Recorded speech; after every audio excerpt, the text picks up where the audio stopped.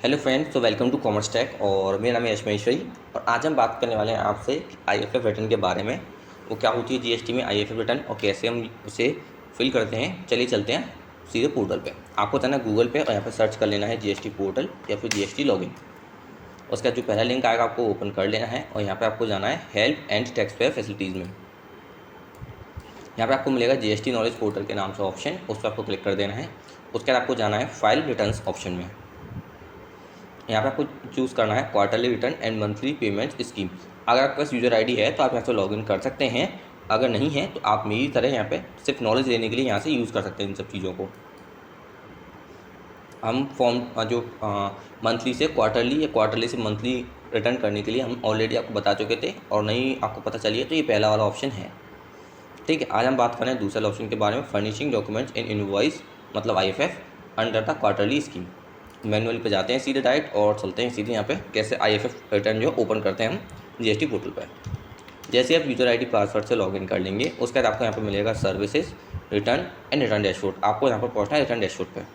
ठीक है, return dashboard पर जाते ही आपको यहाँ पे जो है अपना फाइनेंशियल ईयर, क्वार्टर और मंथ यहाँ पर चूज़ कर लेना है और उसे फिर सर्च कर देना है जिस मंथ की आपको आईएफएफ सेंड करनी है। ठीक है, यहाँ पर जो जीएसटी R1 लिखा हुआ आ रहा है वहाँ पे आपको यहाँ पे आईएफएफ लिखा हुआ आएगा। ठीक है, और 3B आपको यहाँ पे लिखी हुई नहीं है, मतलब नहीं दिखेगी है। 3B का जो कॉलम है वो यहाँ पे ओपन नहीं होगा, आपको हाइड रहेगा। यहाँ पे सिर्फ और सिर्फ आईएफएफ 2A और 2B ये 3 कॉलम आपको दिखेंगे, बाकी के 2 कॉलम नीचे के वो गायब हो जाएंगे आईएफएफ के टाइम पर। ठीक है, जैसे आप आईएफएफ पे क्लिक करते हैं, 1 मिनट मैं आपको पहले लास्ट डेट बता देता हूँ। ये हर नेक्स्ट मंथ की 13 तारीख जो होती है वो होती है लास्ट डेट आईएफएफ की। ठीक है, हर मंथ की 13 तारीख को।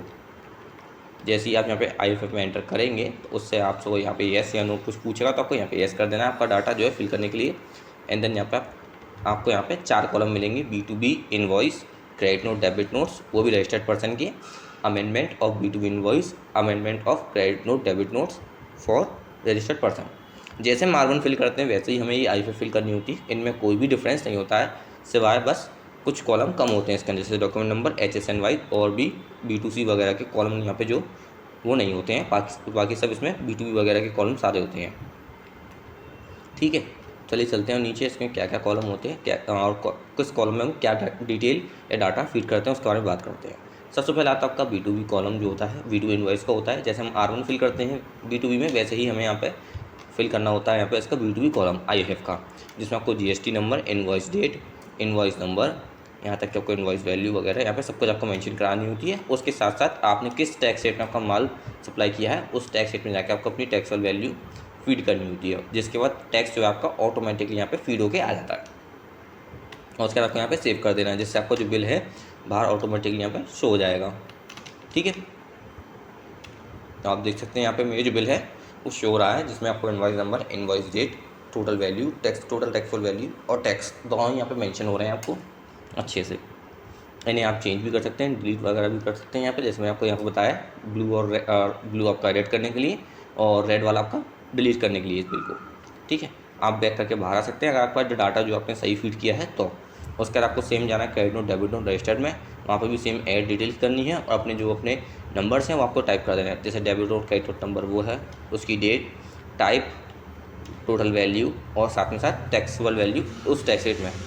ठीक है, और टैक्स जो आपका वो ऑटोमेटिकली यहाँ पे मेंशन हो जाता है। अगर सेस है आप लग रहा है आपके पे तो आपको मेंशन खुद करना पड़ेगा, मैनुअली है, नहीं तो सेस आपको अगर नहीं लग रहा है तो कोई दिक्कत नहीं है। ठीक है, अगर आपके बिल में सेस है और आप ऐसे ही सप्लाई करते हैं जिसमें सेस आपको लगाना पड़ता है, आपके बिल में लगा हुआ आता है, तो आपको मेंशन यहाँ पे मैनुअली दिखाना पड़ेगा, उसका कोई ऑटोमेटिकली कैलकुलेट नहीं करेगा सेस को लेके। सेम ऐसे आपको सारे बिल जो है वहाँ पे आप फीड कर देंगे। अगर आपको जो बिल आपके पास दिए हुए हैं, जो भी डाटा है फीड करने का, आपको सेम R1 की तरह ही यहाँ पे दिखेगा। ठीक है, उनमें credit note, debit note number, उनकी डेट, टाइप, वैल्यू, टैक्सेबल और टैक्स, उससे आप ब्लू से एडिट और रेड से डिलीट कर सकते हैं यहाँ पे। एंड आपका डाटा सही होगा तो आप यहाँ पे बैक करके वापस आ जाइए। उसके जाते हैं B2B अमेंडमेंट में। अगर मान लो कोई इनवॉइस आपने गलत किया है कभी किसी मंथ में, तो उस मंथ में जाके आप उस इनवॉइस को ठीक कर सकते हैं। यहाँ पे ऐसा इन्होंने बताया है, उसको अमेंड कर सकते हैं B2B इनवॉइस में, खाली B2C में नहीं। ठीक है, तो यहाँ पे दोनों में अमेंड अच्छे से हो जाता है। क्रेडिट नोट, डेबिट नोट भी आप अमेंड कर सकते हैं इजीली, दोनों में कोई दिक्कत नहीं होगी।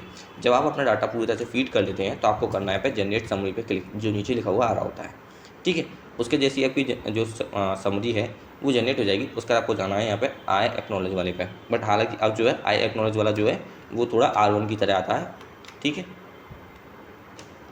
उसके बाद आपको जाना है जनरेट समरी जो हो जाएगी आपकी। पहले जो था R1 की समरी जो थी वो 20 मिनट लेती थी, अब जो नया पोर्टल बना है जिस वजह से ये कुछ ही सेकंड में जो है अपनी समरी जनरेट कर देता है, ठीक है। अब तो काफ़ी इसका जो इंटर यूज़र फेस है वो काफ़ी चेंज हो गया है। ये काफ़ी बहुत पुराना दे रखा है इन्होंने अपने पोर्टल पे, इन्होंने अभी तक अपडेट नहीं किया है यहाँ पे। बट कोई दिक्कत नहीं है, सीखने के पर्पज़ से, आपको पता करने के पर्पज़ से ये काफ़ी अच्छी चीज़ है आपको बताने के लिए यहाँ पे, ठीक है। क्योंकि आपको नॉलेज तो मिल ही है यहाँ पे। तो यहाँ पे आप प्रीव्यू करके देख सकते हैं, PDF में डाउनलोड हो जाएगा आपकी IFF कि आपकी कैसी IFF हुई है, ठीक है। यहाँ पर आपको मिल जाएगा यहाँ पर देखने को। और साथ ही आपकी जो टैक्स लायबिलिटी है वो भी यहाँ पर आपको दिख जाएगी कि टोटल लायबिलिटी कितनी बन रही है, ठीक है। आपको यहाँ पे टिक करना है और उसके यहाँ पे सबमिट कर देना है। हालांकि ये जो टिक करने की जो अब वो जो स्टेप है वो थोड़ा इन्होंने डिले कर दिया है। यहाँ पे जनरेट समरी को हटा के यहाँ पे सबमिट के बराबर में रख दिया है, जिससे आप पहले जनरेट करेंगे, उसके बाद आप PDF अपनी चेक करेंगे मतलब समरी को। उसके बाद आप जाके फाइल आइटम पे क्लिक करके यहाँ पे आप देख सकते हैं क्या चीज़ आए वाला जो आई एक्नॉलेजमेंट वाला टिक आता है देना तब आता है। उसके बाद आप यहाँ पे फाइल कर सकते हैं, ठीक है। अगर कोई एरर होगा तो यहाँ पे लिखा हुआ आ जाएगा एरर इन सबमिशन। अगर एरर नहीं है तो आप अपनी जो है अपनी जो फाइल है रिटर्न आसानी से कर सकते हैं, ठीक है। यहाँ पे लिखा हुआ आ जाएगा your submit request has been received, please check the status in the some time. जैसे आप रिफ्रेश करेंगे 2 सेकंड बाद तो आपकी जो है यहाँ पे सबमिट का ऑप्शन जो है ओपन हो गया होगा, आप देख सकते हैं, ठीक है। उसका आप रिव्यू करके देख सकते हैं। एंड देन आपको सीधे फाइल रिटर्न पर जाना है। यहाँ पे अगर कोई दिक्कत हो तो आप ऊपर हेल्प बटन से भी जाके चेक कर सकते हैं, ठीक है। कोई चीज़ समझ में ना आ रही हो तो उस समय तो यहाँ पर आपको फाइल आइटम पे क्लिक करना है। और फाइल आइटम क्लिक करते ही आपको यहाँ पे सेम यहाँ पे आपको टिक करना है आई हियर बाय पे। और यहाँ पे अपना जो नाम है मतलब ऑनर नेम है वो सिलेक्ट करना है। एंड देन उसके बाद आपको DSC या EVC से अपनी रिटर्न फाइल कर देनी है, ठीक है। EVC में आपके पास OTP आएगा जो 6 डिजिट का होगा टोटल, जिसमें आपके नंबर एंड आपके अल्फ़ाबेट दोनों ही ऐड होंगे या फिर ओनली नंबर भी हो सकते हैं, ठीक है। ये डिपेंड करता है OTP में। तो आपको OTP फीड करना है। एंड देन उसके बाद आपकी जो रिटर्न है IFF की वो यहाँ पे फाइल हो जाएगी। आशा करता हूँ मेरी वीडियो आपको समझ में आई होगी। अगर कोई डाउट रहा हो तो मेरी वीडियो में तो आप मुझे कमेंट कर सकते हैं ताकि नेक्स्ट वीडियो में उसे क्लियर कर सकूँ। और चैनल को सब्सक्राइब करना ना ही भूलें और साथ ही साथ बेल आइकन दबाना भी, ताकि मैं अपनी वीडियो आपको पहले से पहले प्रोवाइड करा सकूँ। So thank you very much for watching my video and we will meet soon with our new team.